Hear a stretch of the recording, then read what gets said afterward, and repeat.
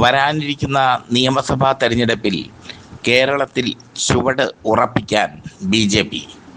കഴിഞ്ഞ ലോക്സഭാ തെരഞ്ഞെടുപ്പിൽ 30% വോട്ട് വിഹിതം ലഭിച്ച 30 നിയമസഭാ മണ്ഡലങ്ങളിൽ എന്ത് വില കൊടുത്തും വിജയം ഉറപ്പിക്കാൻ BJP ദേശീയ അധ്യക്ഷൻ നിതിൻ നബീൻ സംസ്ഥാന നേതൃത്വത്തിന്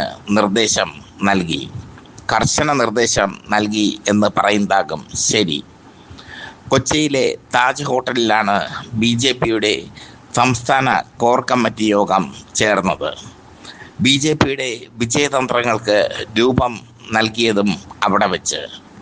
സംസ്ഥാന അധ്യക്ഷൻ രാജീവ് ചന്ദ്രശേഖർ അധ്യക്ഷത വഹിച്ച യോഗത്തിൽ NDA ഘടകകക്ഷികളും പങ്കെടുത്തു.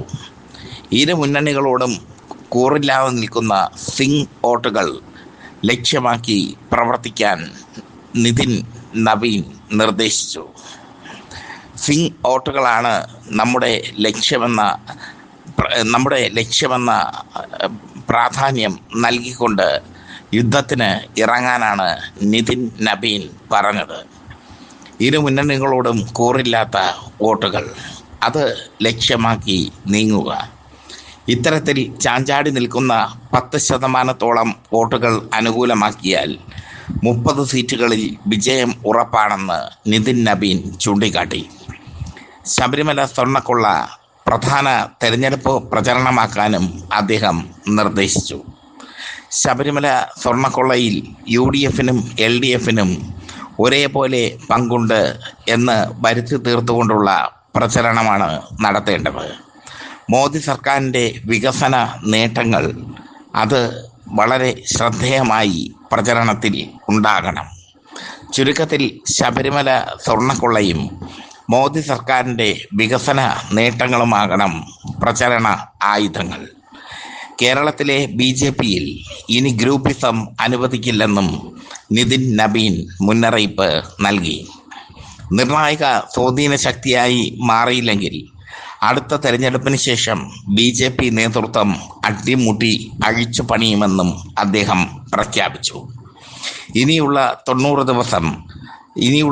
ദിവസം നീണ്ടു നിൽക്കുന്ന തീവ്ര പ്രചരണ പദ്ധതിക്കാണ് പാർട്ടി രൂപം നൽകിയത്. BJPയുടെ പ്രധാന ഘടകകക്ഷികളായ BDJSൻ്റെയും 2020യുടെയും നേതാക്കളുമായി നിതിൻ പ്രത്യേക ചർച്ച നടത്തി. എന്തായാലും 5 സീറ്റ് അല്ലെങ്കിൽ 10 സീറ്റ് എന്നുള്ളതായിരുന്നു കേരള BJPയുടെ ലക്ഷ്യം.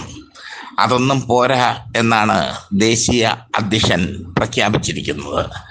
അദ്ദേഹം പറയുന്നത് 30 സീറ്റാകണം ലക്ഷ്യം.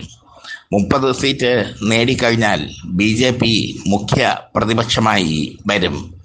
പിന്നീട് കേരളം പിടിക്കുക എളുപ്പമാണ്.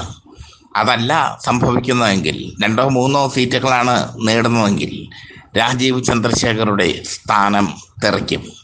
BJP അടിമുടി അഴിച്ച് പണിയേണ്ട അവസ്ഥ ഉണ്ടാകും. BJP നേതാക്കൾക്ക് വലിയ സമ്മർദ്ദമാണ് നിതിൻ നബീൻ കൊടുത്തിരിക്കുന്നത്. അദ്ദേഹം ശക്തമായ രീതിയിൽ തന്നെ കേരളത്തിലെ നേതാക്കൾക്ക് മുന്നറിയിപ്പ് നൽകി കഴിഞ്ഞു. കേരളത്തിലെ നേതാക്കൾക്ക് മുന്നറിയിപ്പ് നൽകുന്നതിൽ പ്രത്യേക കാരണങ്ങളും ഉണ്ട്. കേരളത്തിലെ നേതാക്കൾ പല ഗ്രൂപ്പുകളായി നിൽക്കുകയാണ്. കൃഷ്ണദാസ് പക്ഷവും മുരളീധര പക്ഷവും രാജീവ് ചന്ദ്രശേഖർ പക്ഷവും ഒക്കെ ചേർന്ന് പല ഗ്രൂപ്പുകളായി ചിതറിക്കിടക്കുകയാണ് കേരളത്തിലെ BJP. ഈ ഗ്രൂപ്പുകൾ ഒന്നാകണം എന്ന സന്ദേശമാണ് ദേശീയ അധ്യക്ഷൻ നൽകിയിരിക്കുന്നത്. എന്തായാലും 90 ദിന തീവ്ര പ്രചരണ പരിപാടിക്ക് BJP തുടക്കമിട്ട് കഴിഞ്ഞു. BJP കേരളത്തിൽ ഒരു വലിയ ശക്തിയാകാൻ ദേശീയ നേതൃത്വം ആഗ്രഹിക്കുന്നു. വലിയൊരു ശക്തിയാകാൻ BJPക്ക് കഴിവുണ്ടെന്നും നേതാക്കളുടെ ഗ്രൂപ്പിസമാണ് BJPയെ തകർത്ത് തരിപ്പണമാക്കുന്നതെന്നും അവർ വിലയിരുത്തുന്നു. ഇത് തന്നെയാണ് ദേശീയ അധ്യക്ഷനും പറഞ്ഞിരിക്കുന്നത്. എന്തായാലും കേരളത്തിലെ BJPക്ക് ഒരു ഷോക്ക് ട്രീറ്റ്മെൻറ്റാണ് ദേശീയ അധ്യക്ഷൻ നിതിൻ നബീനിൻ്റെ വാക്കുകൾ. ഒരുപക്ഷെ BJPക്ക് പ്രതീക്ഷിച്ച പ്രകടനം കാഴ്ചവെക്കാനാകില്ലെങ്കിൽ രാജീവ് ചന്ദ്രശേഖറെ അടക്കം മാറ്റി അടിമുടി BJPയെ സംഘപരിവാറിൻ്റെ കീഴിൽ കൊണ്ടുവരാനുള്ള തീരുമാനമാണ് കേന്ദ്ര നേതൃത്വം എടുത്തിരിക്കുന്നത്. BJPയുടെ വളർച്ച ശ്രദ്ധേയമാണ് അടുത്ത കാലഘട്ടങ്ങളിൽ. തിരുവനന്തപുരം കോർപ്പറേഷൻ അവർ പിടിച്ചെടുത്തത് അവരുടെ വളർച്ചയുടെ സൂചനയാണ്. പക്ഷേ തിരുവനന്തപുരം കോർപ്പറേഷൻ പിടിച്ചെടുത്തപ്പോൾ മറ്റ് ജില്ലകളിൽ പരിതാപകരമായ പ്രകടനമാണ് അവർ കാഴ്ചവെച്ചത്.